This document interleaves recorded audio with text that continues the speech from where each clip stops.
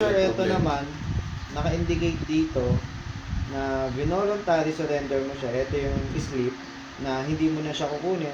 Signatory mo, sign ako bilang representative. Yes, sir. So, ito yung katunayan na if there's somebody na pumunta dito at nagsabi na nasa yung sasakyan, may ipapakita ka from Toyota na ito yung documents na nag-proof na kinuha yung sasakyan. Tapos kung gusto mo sumama sir sa warehouse, sama ka na lang, wala namang problema. Ang best dun sir is meron kang documentation na yung sasakyan is nung nalaman nyo na may problema, binalik mo dun sa tamang place kung saan dapat siya ibalik. Ito yung panghahawakan mo na. Meron din dito sir na pull out letter. So pipirmahan mo dito sa baba, pipirmahan ko na itong sasakyan sir is pinakuha na po ng Toyota. So ganun po yung prosesong gagawin natin.